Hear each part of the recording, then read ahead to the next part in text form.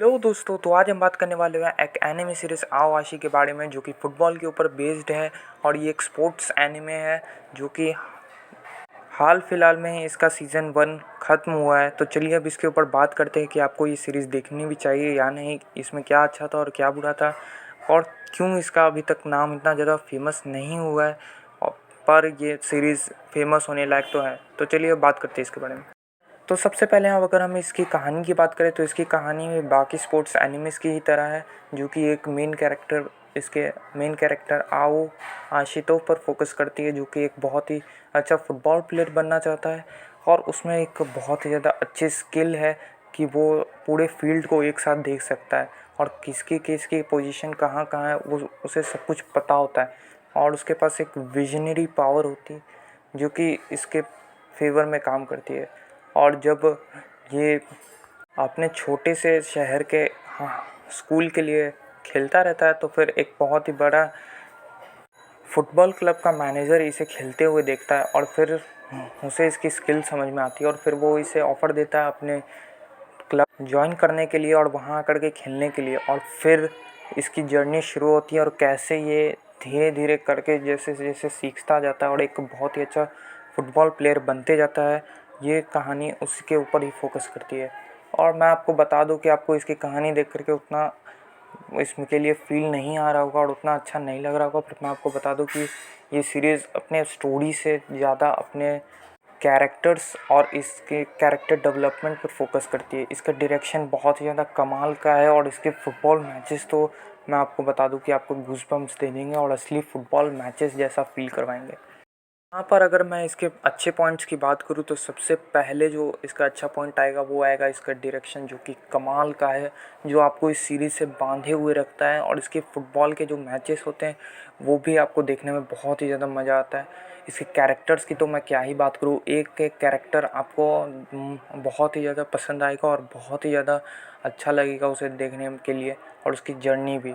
जहाँ पर अगर हम बात करें तो फिर एक फ़ुटबॉल टीम में वैसे तो 11 प्लेयर्स होते हैं और सब्स्टिट्यूट्स भी होते हैं, पर ये सीरीज़ जो अपना मेन फोकस रखती है वो सिर्फ़ और सिर्फ आओ आशितो यानी कि मेन कैरेक्टर के ऊपर ही रखती है। और इसके अलावा जितने भी कैरेक्टर्स हैं उन पर ये उतना ज़्यादा टाइम नहीं देती है कि हम उनसे बहुत ही अच्छे तरीके से कनेक्ट हो पाए, पर फिर भी उनके बैक स्टोरी ना देने के बावजूद भी हम उससे बहुत ही अच्छे तरीके से कनेक्ट होते हैं, क्योंकि उनके बारे में हमें अच्छे से दिखलाया गया कि वो अब क्या है। और कुछ कैरेक्टर्स पर तो वो अच्छे से फोकस किया गया, जैसे कि तोगाशी। और भी कुछ कैरेक्टर्स हैं जिन पर फोकस किया गया, पर फिर भी मैं बोलूँगा कि अगर ये और भी ज़्यादा कैरेक्टर्स पर फोकस करती और सभी के आप माइंडसेट को दिखलाते तो फिर बहुत ही ज़्यादा अच्छा होता। इसमें एक और चीज़ अच्छी है कि सिर्फ प्लेयर्स ही इसमें स्टार नहीं है, बल्कि कोच जिस तरीके से एक प्लेयर को कोचिंग देते हैं उस पर भी ये बहुत ही अच्छा फोकस करती है कि कैसे माइंड गेम्स भी खेले जाते हैं और किस प्लेयर को कहाँ पोजीशन देना है, कैसे क्या करना है, वो भी इस सीरीज़ में अच्छे से बताया गया है। एक कोच के माइंडसेट को बताया गया और कैसे एक प्लेयर को आप तैयार करते हैं शुरुआत से, इसके बारे में भी हमें अच्छे से समझाया गया है। और हाँ, अगर आप इस सीरीज़ को देखेंगे तो आपका भी मन करेगा कि आप भी फुटबॉल बहुत ही अच्छे तरीके से खेलें, जो कि बहुत ही ज़्यादा अच्छी बात है। और अगर मैं बोलूँ तो फिर मुझे तो ये सीरीज़ बहुत ही ज़्यादा पसंद आई है। मैं इसे अभी हाईक्यू से नहीं कंपेयर करूँगा कि इसका अभी सीज़न 1 ही है, पर मैं आपको सच बता रहा हूँ कि आप इसका सीज़न 1 देखेंगे तो आपको हाईक्यू वाली फील ज़रूर आएगी, क्योंकि बहुत ही ज़्यादा अच्छा है। इसके लास्ट एपिसोड्स में तो कमाल ही हो जाता है, और लास्ट के जो 5 एपिसोड्स में जो मैच होता है मुसाशी नो एफसी से, वो आपको देखने में बहुत ही ज़्यादा मज़ा आएगा। इसकी म्यूज़िक और इसका ओपनिंग भी मुझे बहुत ही ज़्यादा पसंद आया। यहाँ पर इसका एनिमेशन ठीक ठाक सा है जिससे इसका काम चल जाता है, पर उतना भी कुछ ज़्यादा ग्रेट नहीं है, अगर हाँ बहुत ही बुरा भी नहीं है। और इसका एनिमेशन आप इसे अच्छा ही समझ सकते हैं। यहाँ पर इसमें कॉमेडी भी अच्छे से फिट की गई है और कुछ कैरेक्टर्स कॉमेडी करते हुए इसमें सूट भी करते हैं। जहाँ पर अगर हम टेंस की बात करें तो फिर इसमें टेंशन बहुत सारी जगह पे होता है और वो आपको अच्छे से फील भी होता है।